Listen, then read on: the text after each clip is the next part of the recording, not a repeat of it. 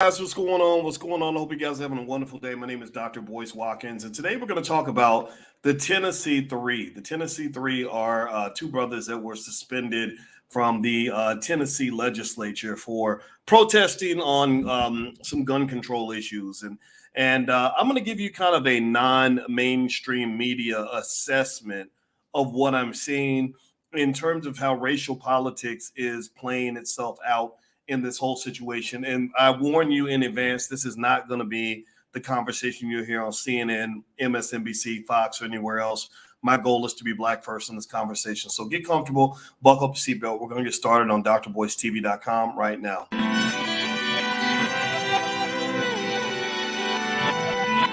Here we are, clan the isms, cataclysm, great. Our people out here struggling, trying to make it in this state. Everybody out here doing it, but we the ones who late. Now family, we the ones who gotta delegate. Get that money in the power, never be fake. Stick to cosign for 3. What did he say? Create jobs, support our own. Educate the same and buy back your home. Got 3 degrees, triple 10. 3 PhDs, now we on the CNN. DBTV, let's talk about negligence. Ignorance is bliss, but we can turn it to intelligence. Believe none of what you hear, half of what you see. Let's break it down here on Dr. Boyce TV. Here we are. Hey, what's going on, guys? Welcome to drboycetv.com, the home for intelligent black people. My name is Dr. Boyce Watkins, and I want to say hi to everybody that's coming in. Hit the thumbs up button as you come in.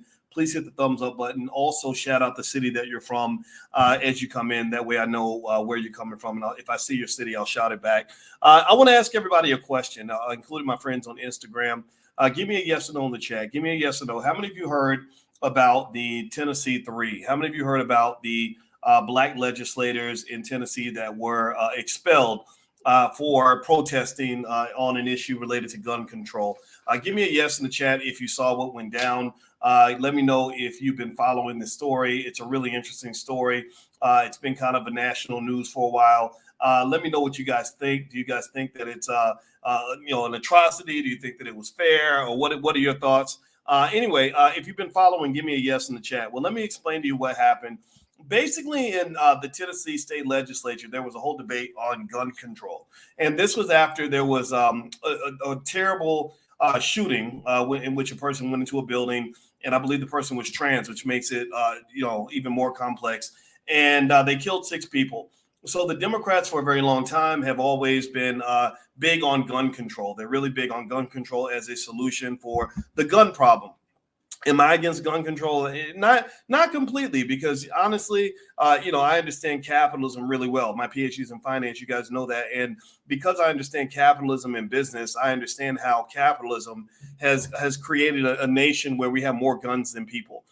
Death is profitable. Shooting is profitable. Guns are profitable. Wars are profitable. So we have warlords that have a vested interest in keeping guns on the street. And it's really atrocious and crazy to me that they can see a school shooting, watch a whole bunch of kids get shot, and not even consider changing the gun laws. I think that's incredibly corrupt. It's unethical. It's wrong. It's something that really reflects the problem with American politics. Now, I'm going to ask y'all another question. Give me a yes or no. Actually, first of all, I want to ask you, can you hear me? Let me know if you can hear me. Let's do a quick audio check, because sometimes if I'm talking, if my mic isn't connected, I'm actually out here all the way in Hawaii. Hotel Wi-Fi is funny. So let me know. Give me a yes if I'm coming through okay, if you can hear me all right. If you can hear me, just give me a quick yes. That way I can move on with the show. So let me know. Can you hear me? Okay, thank you, Gregory. I appreciate that. I see a yes from Gregory. Okay, I'm looking for a few more yeses. Okay, Spriggs Jr., The Real and Real Estate. Okay, thank you, Shirley and Dr. Vibe Show. Thank you, brother. Thank you so much for helping me with that. Okay, so here's the deal. All right, so I think the gun control issue is one that is worth talking about. I have friends that are not big on gun control. I have friends on the right and friends on the left. My friend Maj Toure runs Black Guns Matter. And, he'll remind you very quickly that guns don't kill people. People kill people, things like that. He's a smart guy. I agree with him. I think black people should consider owning guns, because there are plenty of people who have guns pointed at you. So if you point a gun at me, I'm going to want to point a gun back. At the same time, I also understand that there are issues when you're talking about gun control where they're just getting ridiculous in terms of the types of guns that they refuse to ban, the way they sort of put profits ahead of people, the way the gun lobby and the NRA have just really corrupted the government and made them almost incapable of any meaningful gun reform legislation. So I think all that makes sense, right? So in case you're confused, I'm glad you're confused. If anything I say confuses you, if you're trying to figure out, okay, is he right wing or left wing? My goal is to keep you confused because I'm not right wing or left wing. I look for the right answer. I want to be on the correct wing. How about that? I don't want to be on the right wing or the left wing. I want to be on the correct wing. And on gun control, I think it's a complex topic, just like other things like abortion and all that. It's not a simple answer. You know, killing babies makes me very uncomfortable, but at the same time, I don't feel like it's my right necessarily to tell a mother that she can't do it. But I do think you need to involve the daddy in your decision making because it's his baby too. So there we go. That's me. That's how politically confusing I am. And why politicians don't really rock with me that much, because my opinion can change like the weather, in the sense that I'm going to look for what makes sense and what's right and what makes sense for Black people. So here's where I'm going with this. Let me dive into this a little bit. So you guys know about the Tennessee Three. Okay, so these brothers, they're part of the Tennessee Three. There's like this white lady at the end, and the two brothers, their first names are Justin. I don't have all their names in front of me, but basically Justin, and the white lady. That's what we're gonna call them right now. Gloria Johnson, that's her name, and then Justin. I gotta find the Justin's names. All right, let me see. I mentioned the white lady's name. I should mention the brothers' names too. Representative Gloria Johnson from Knoxville, Tennessee, I guess.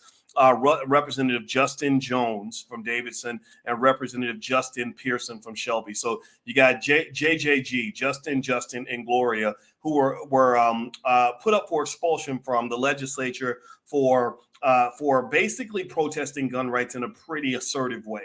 Apparently, allegedly, they broke a bunch of laws in the chamber and a bunch of rules you're supposed to follow. So the chamber took an extraordinary step of expelling 2 out of the 3. They expelled the 2 Black guys and left the white lady in the chamber. Now I'm going to ask y'all another question. Give me a yes or no. How many of y'all think that it was a coincidence that this happened, or better yet, how many of you think that race played a part in this whole decision-making process? How many of you think that that it was more than a coincidence that the 2 Black guys were suspended and that the white lady kind of escaped punishment? Give me a yes in the chat if you agree that their being Black probably played some part in this decision-making process, right? Give me a yes if you agree. Okay, so a lot of you felt that way, and I'm not going to disagree. I mean, I understand that, right? If you look at most criminal justice statistics, it shows you that when white people and Black people commit the same crime, Black people are more likely to be punished. They get longer sentences, et cetera. They're more likely to be arrested. It also, when you look at statistics on criminality and punishment, Black men tend to be locked up a whole lot more than white women, even when they commit the same crimes. You smoking crack with the white girl, you go into jail for a long time. You know, she gets a second chance, right? This is how the data works out. This is real life. I saw this in school, where as the Black boy, if I got in trouble with my white friend who happened to be a white girl, my punishment would be more severe than her punishment. We know this happens, right? We know this is America. That's where we're going to begin that conversation, because I want to really start there so we can really understand each other on that simple baseline level 1 point. Now we're going to go from first grade to second grade, right? So now I'm going to take you from elementary school to middle school, because the media is going to stay in elementary school. The media stays in elementary school. And I don't mean this to be insulting, but I understand media pretty well. I spent a lot of time in media. I've been on every single network. I've been on TV probably hundreds of times. I understand how the media operates. They're going to stay in elementary school. They don't want you to go to middle school, high school, or college.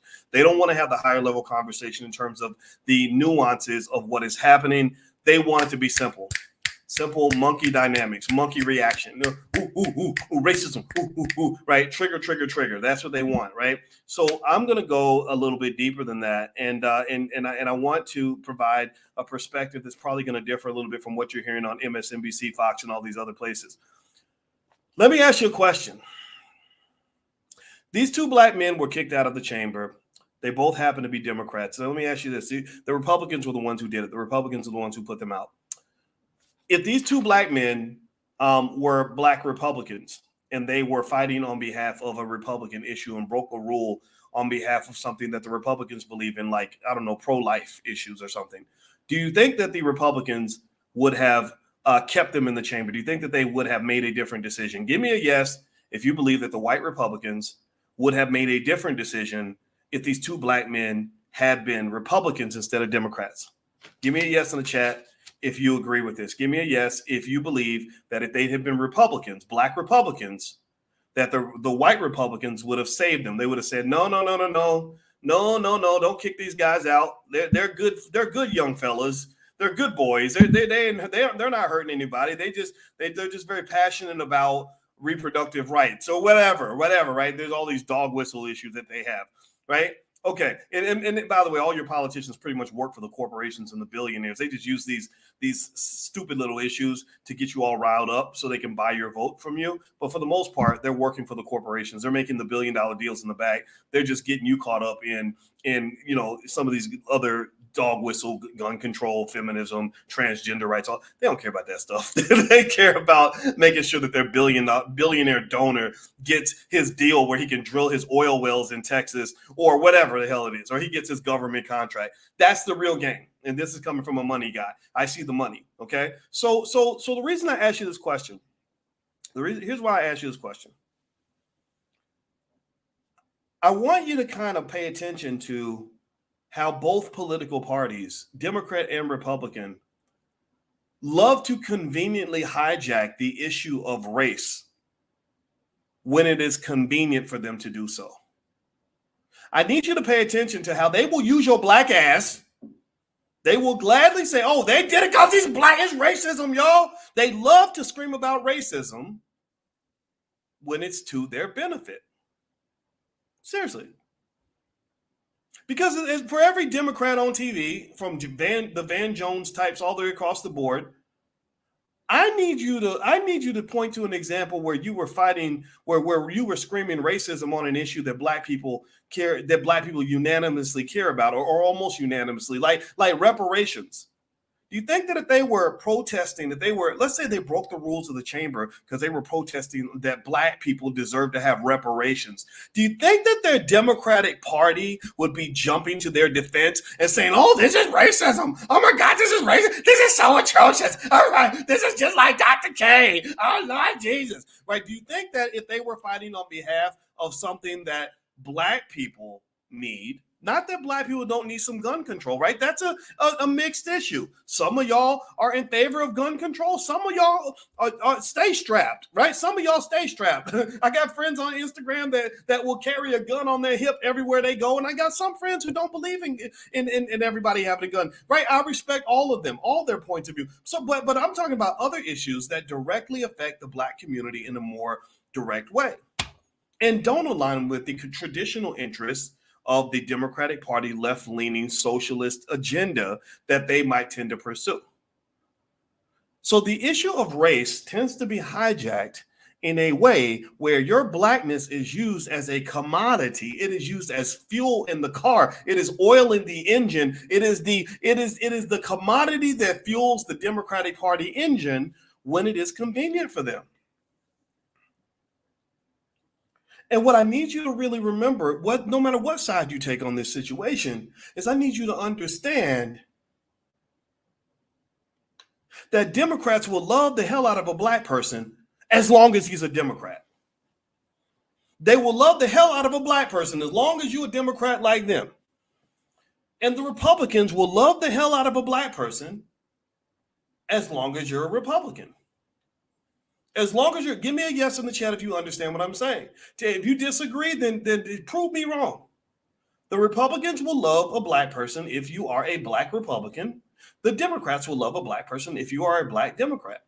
But if you are a black Republican, the Democrats will attack you, beat you up, and shame you and bully you just the same way they claim black people get bullied by racist white Republicans. And if you are a black Democrat, the Republicans will also attack you, shame you, and bully you because they're mad because you're carrying whatever the agenda of the left happens to be. Right? That's the way America works. So it doesn't offend me. I understand it. It's fine. I mean, you're representing your interests. But what I don't like, what I need you to kind of pay attention to, is the fact that every time you allow somebody to run around and say, well, if you don't vote for Biden, you ain't black, they're watering down the uniqueness of the black experience and the unique need that black people have to have our issues at the forefront too. Every time the Republicans make you think that, oh, well, the Democratic Party ain't nothing but a plantation, you need to come join the Republican Party and be like us, they're watering down your blackness. They're using the anxiety created and the trauma from your racial experience as a political tool, as a political weapon to get you to come over to the Republican Party so they can get more votes and win more elections. That's what they're doing. They're using you the same way you use gasoline to put in your car so that you can get your car to the destination. You don't care nothing about the gasoline. The gasoline the gasoline has no rights. You are the commodity. Well, part of that is also because you make yourself into the garden tool. You make yourself into the political hose of America. You do. And why do I say that? Well, because I've given you guys lectures and conversations on the difference between having real, authentic power versus having borrowed power. The difference between power that comes from the root that you actually own and control versus having power that's simply borrowed from somebody else. It's like the difference between being the owner of a restaurant and being the night manager of the restaurant. The night manager walks around as if he owns the restaurant and he's telling people what to do, and he's using possessive terms like y'all don't be doing that in my restaurant and y'all need to get out of my restaurant immediately. He's using terms like my and I and this is mine and all that when really ain't none of that his. Because when the boss walks in and says you're fired, he then has to go back to having nothing. So what tends to occur, and I'm seeing this happening right now with the Tennessee 2, because only 2 people got expelled. It's not the Tennessee 3, it's Tennessee 2. What I'm seeing with these brothers is they're getting a tremendous amount of visibility and tremendous amount of power. I'm not mad at that. I'm happy for them. I think it's going to be great for them to do whatever they want to do in their careers. But here's the thing that's interesting, and I need you to understand this. The Democratic Party will only stand behind these men as long as they are pursuing an agenda that fits consistently with the Democratic Party. If they ever step out and start acting too black, if they ever step out and start saying that I want a black agenda to be first, they will. There's going to be a scandal. There's going to be some negative headlines. You're going to see them getting expelled from the Democrats just like they got expelled by the Republicans. What you got to understand is that these politicians do not work for you. They don't care about what's happening with your community. Some people may say gun control is an important issue for the black community to embrace, and we need more gun control because people get killed by guns and black people are victims of gun violence. Okay, I hear all that. I told you I'm not completely against gun control. I would love gun control if they actually did it.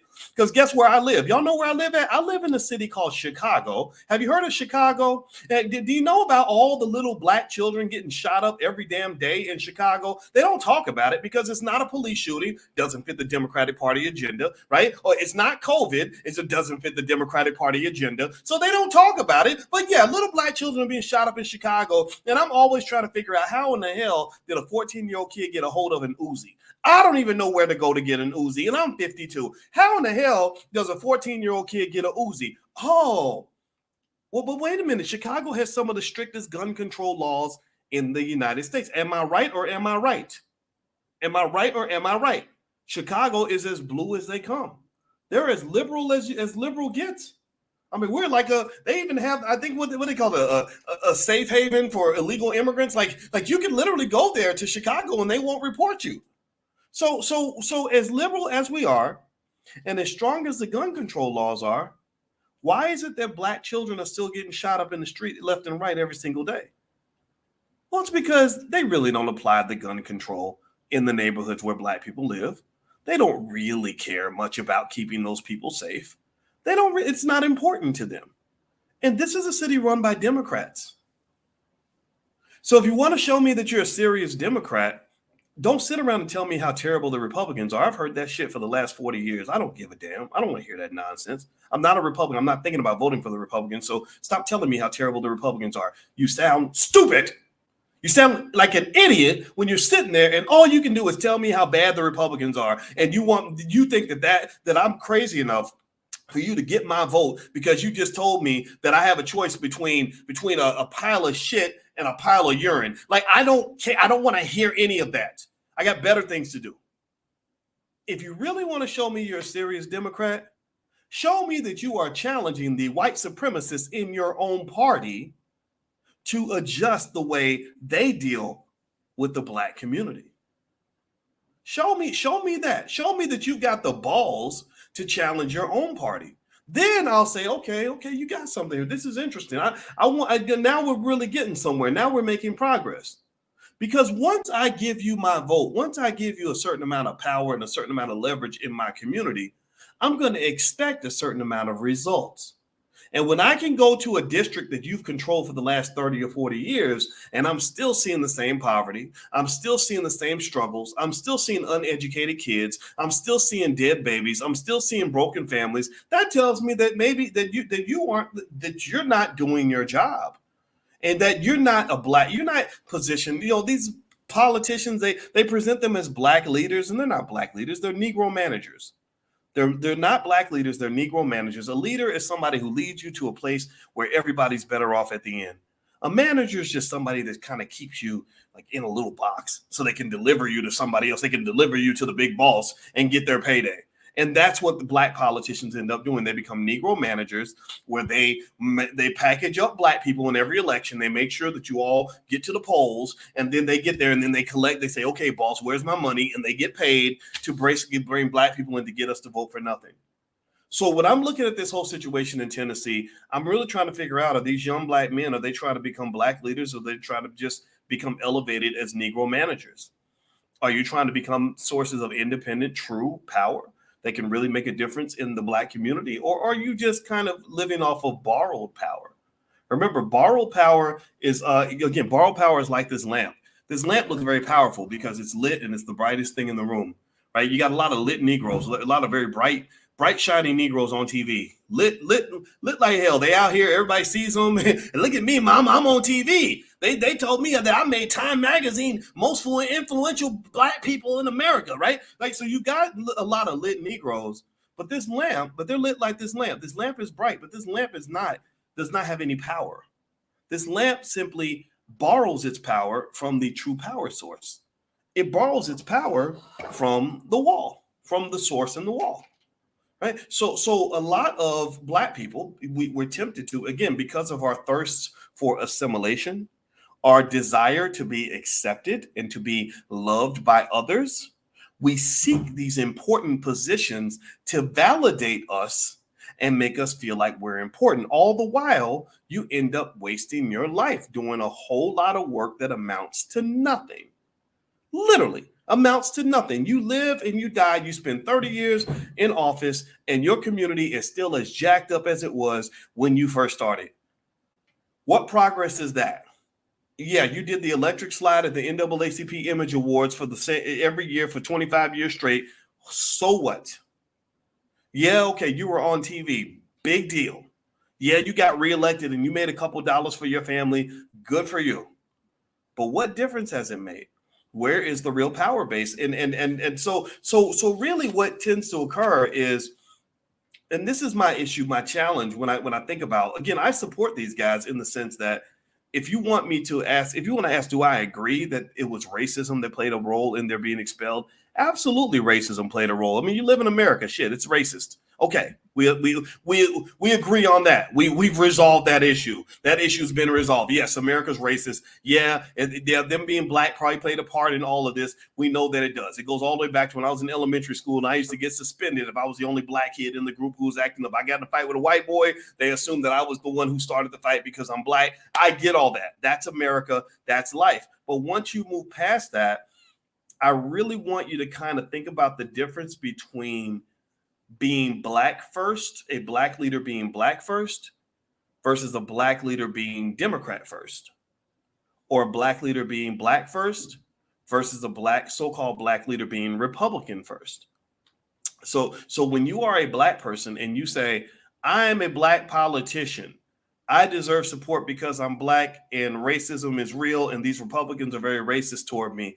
And then you say, that's why we all have to show up and we have to vote in favor of more immigration, for more, more money for illegal immigrants, because that's a black issue. No, that's not a black issue. That's not a black issue. That's an immigrant issue. Now, if I were an illegal immigrant, you'd have my vote instantaneously. You absolutely would. But because that's not a black issue, I need you to help me understand why I'm wasting time solving problems for illegal immigrants when I'm not solving any of the problems for my own community. And I need to understand why your black ass is spending time talking to me about people that would never support me in a million years. Give me a yes or no.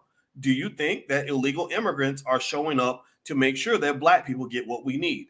Do you think that any immigrants are showing up to make sure African Americans are getting our reparations? Give me a yes or no. What do you think?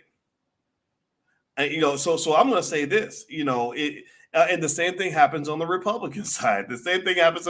What's so hilarious to me is the dumbest thing that people say when you question the Democratic Party. This is another stupid game they play. Is the minute you critique the fact that they have been virtually incredibly ineffective at helping the black community, the minute you critique that, first thing they do is they start calling you a Republican. They start saying, "Oh, you must be a Trump supporter." And that, to me, is the kind of conversation that shows me that you're not very smart.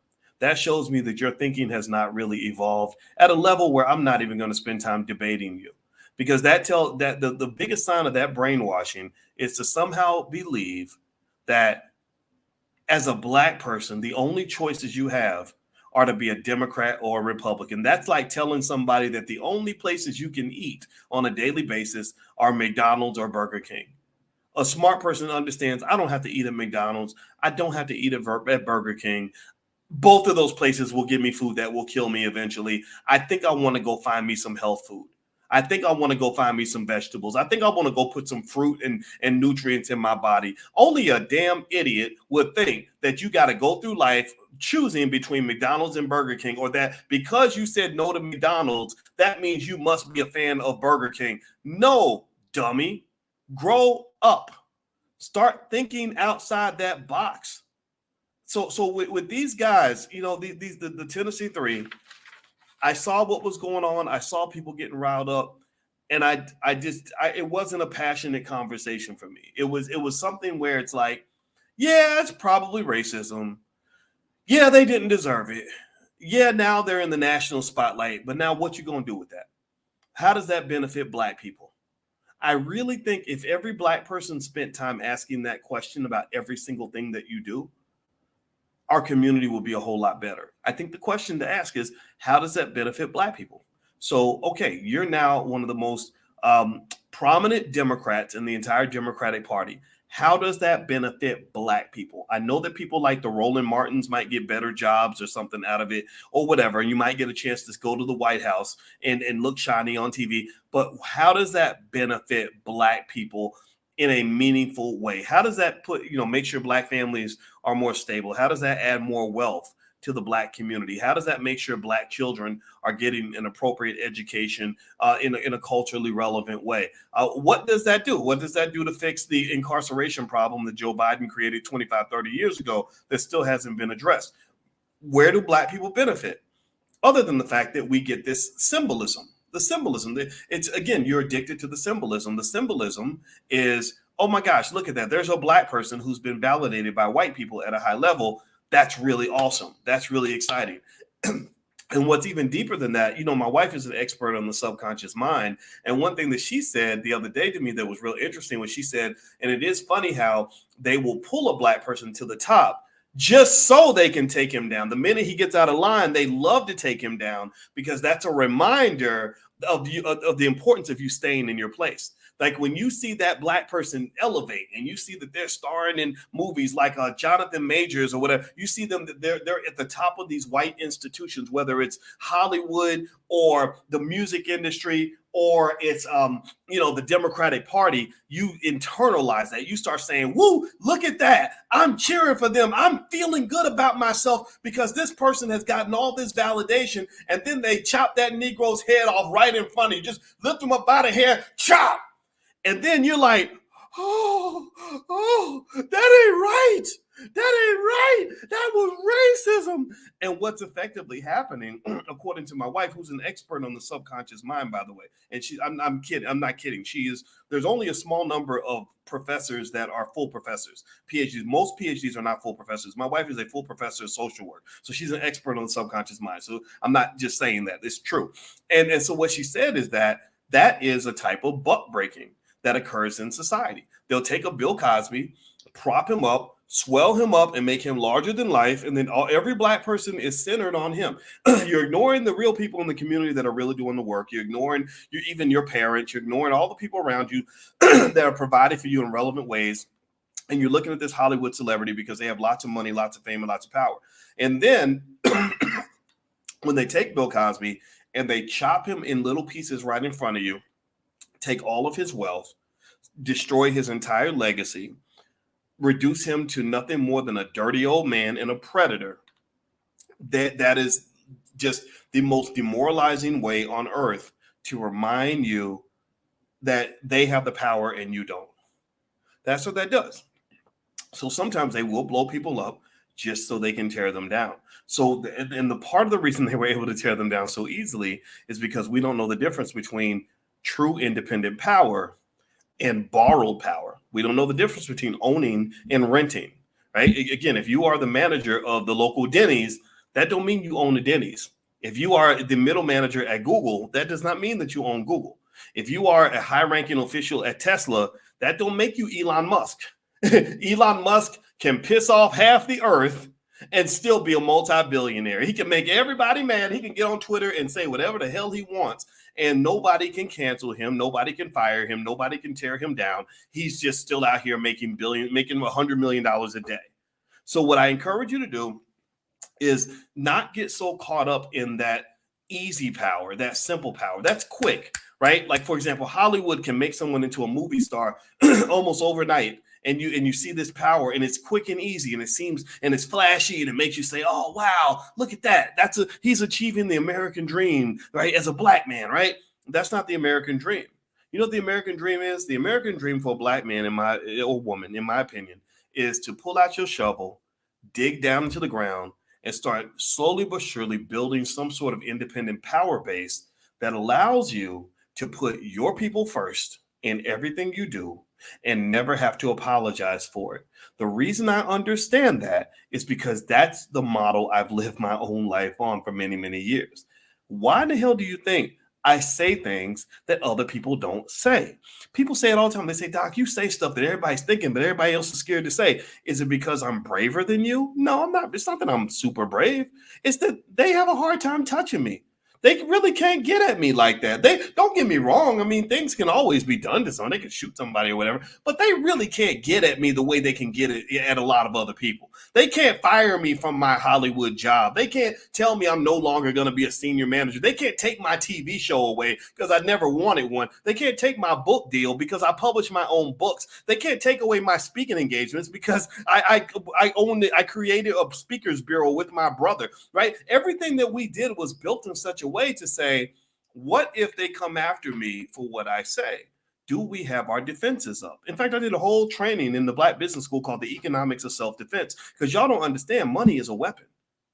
You have to understand economic warfare. Economics is used as for warfare all throughout the world, by the United States, by China, by all other countries. Economics is constantly used as warfare against you. How often do you see a Black person who has something important that they need to say, something important that they need to do, something important they need to stand for, and they can't stand up for nothing because they're scared of losing that job? You got NBA players making $10 million a month, $5 million a month anyway, that are scared to speak up because they're scared of losing that money. They're afraid that if their bosses don't like what they said, they're going to get in trouble. That's what it is. That's literally what it is. Now, again, I know I had a head start. I had the cheat code. I didn't know this. Getting a PhD in finance allowed me to think about economics in ways that are almost like multidimensional. I'm looking at risk and threats and opportunity, just everything in a big ball of just whatever. So I see things a little different. I get it. I understand. Not everybody's prepared. But when I thought about it deeply and I started looking around, I said, man, we are not as far away from slavery as we thought. We thought we were free.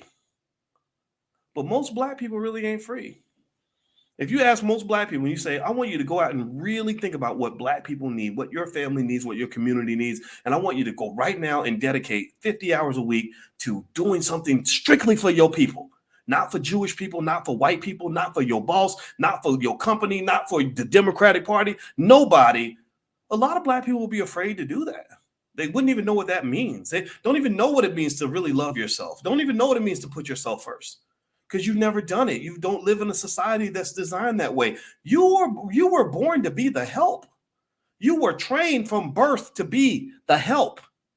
You were trained since you were a kid. You went to school and they taught you how to get ready to go and become the ultimate consumer so that corporations can get rich selling you Gucci belts and Louis Vuitton and Hennessy, right? You were sent to school so you could be taught to grow up and go to college and go $200,000 in debt so that you can help some university gentrify the whole damn neighborhood that they live in, right? You were sent to school every day so that you would believe that your job and your goal was to end up on the corporate plantation, slaving away at a desk until you die, where you spend more time with your boss than you spend with your kids. You were trained since birth to be a renter so that your landlord can get rich. You were trained to be a consumer so that companies can get rich off your 1.6 trillion in spending power. You were trained to be an employee so that corporations can get rich from your labor. It ain't that much different from slavery. And then some of y'all, unfortunately, were even trained to be thugs so that you would break the law so police can either shoot you or lock you up. Either way, the cop's making money on overtime every time he's going to court to testify against you. And then the prison industrial complex has a multi-billion-dollar industry that's built on the incarceration of black men. There are entire towns that would cease to exist if they suddenly let all those black men out of prison. Do you understand how much money gets made just by locking you up? Every step of the way, you're trained to be a commodity. You're trained to be kind of the capitalist version of a geisha girl in Japan. The geisha girls in Japan are trained to serve men from birth. From the time they're born, they're never ever taught to take care of themselves, and never in terms of caring about themselves. They're never taught to love themselves first. They're never taught to put themselves at the top of the priority list. They're taught to serve men. That's what they're born to do. They're just like that lady in Coming to America where he said, what have you done your whole life? She said, I've been trained to serve you. He said, so what do you like to do? She said, whatever you like. So what do you like to talk about? She said, whatever you like. And then he said, bark like a dog. She said, arf, arf, arf. And he said, bark like a big dog. She said, woof, woof, woof. And he said, stand on one leg, hop on one leg and bark. So she's hopping on one leg. Woof, woof, woof, woof, woof, woof, woof. Like that's literally how a lot of us are trained. Like we don't even know what it means to make ourselves the top priority.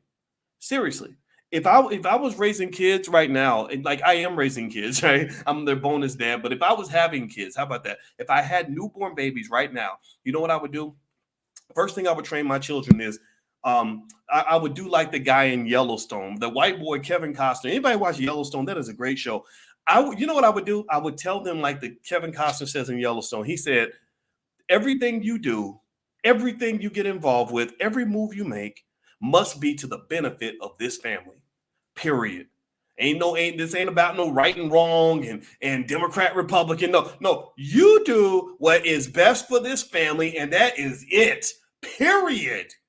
You got an extra 40, 50 hours a week where you can provide labor, or do labor on behalf of this family. You got some extra resources, money you want to spend that money on behalf of this family. You want to go learn a skill, you want to go to law school so you can learn how to defend this family and protect the land that we're on. That's how they operate. And I think that that's a model that black people might want to think about. Really, I really think as a core value, telling your children, look, we all we got. This is what matters. We are a gang. We're like the Crips and the Bloods. And you only leave in a body bag, right? So basically everything you do must be to the benefit of this family. And then you say, after you do things to the benefit of this family, you do things to the benefit of your community. And then if you have some extra time after that, maybe you go and do something for somebody else. But chances are you're not going to have time to do anything for anybody else because you're so busy taking care of you and yours. If you pour everything you have into yourself, your family, and your community, you're gonna be all that you need. You're gonna have everything you need. But most of us get up every morning and go to work and literally spend the best years of our lives giving all of our labor to a corporation that cares nothing about black people, that does not put a nickel of their resources into the black community. And then you wonder why your community is deprived.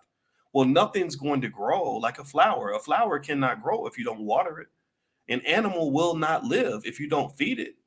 Nothing will build if you don't build it. So when you're abandoning ship, when you're abandoning your family, well, then hell yeah, your family's gonna fall apart. You're abandoning your children so you can go to work. And so that's why you coming home and your daughter is selling ass on the street and your son's out gang banging or whatever, because you're abandoning your kids for the corporation. The corporation's good, the corporation's safe and making money, but your children are depleted. Your children are lost. Right. So really, I really want you to think about that and think about, what are you pouring into? You have your time, your energy, your money, and a few other things.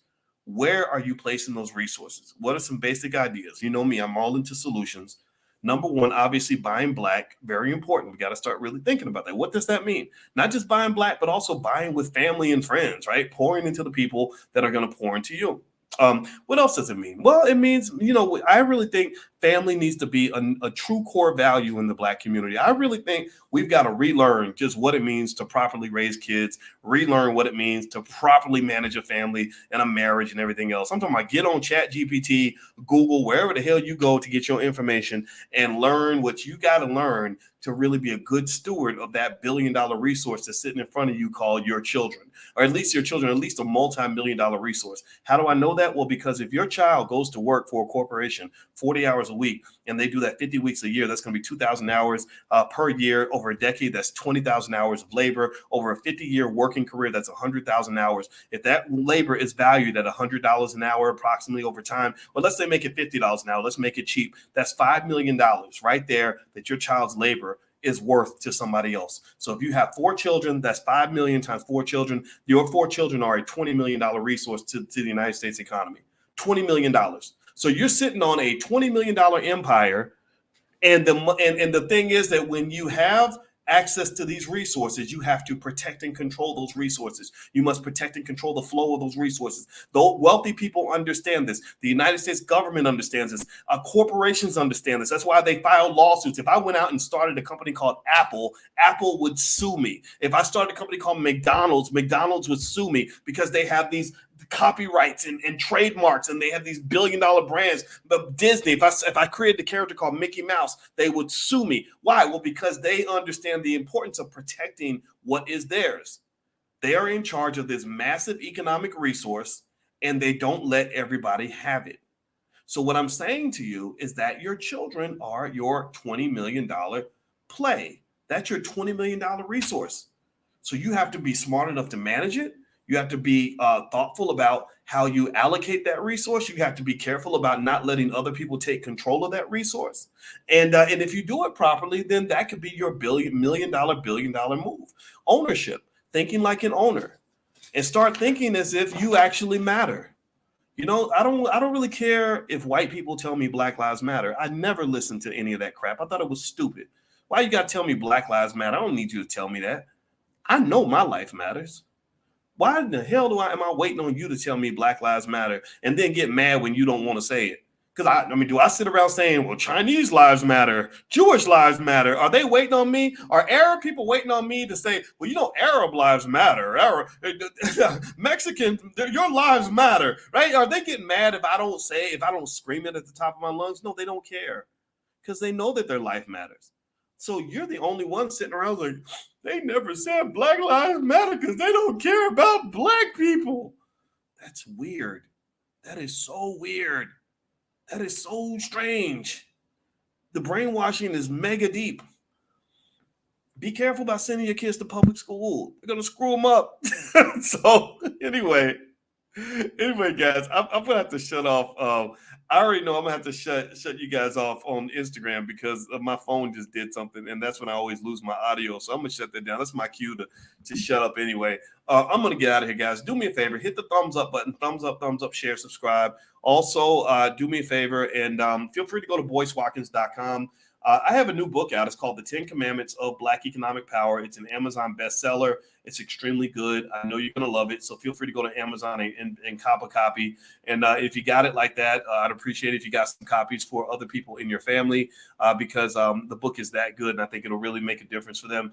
And also, I'm doing a stock options masterclass that starts on Thursday. So if you'd like to join us and learn about the power of stock options. You guys know I'm a finance professor. That's my profession. And I would love to teach you all about stock options. So feel free to join us in the Black Business School. We have formed an independent power base where we've helped over 1 million of our people learn how to, actually over 10 million by now, how to invest in stocks and everything else. And we'd love to help you too. The answers are out there for you. All you got to do is go look for them. So God bless you guys. Thank you all for listening. And I hope you have a wonderful day. And I'll talk to you soon. Peace.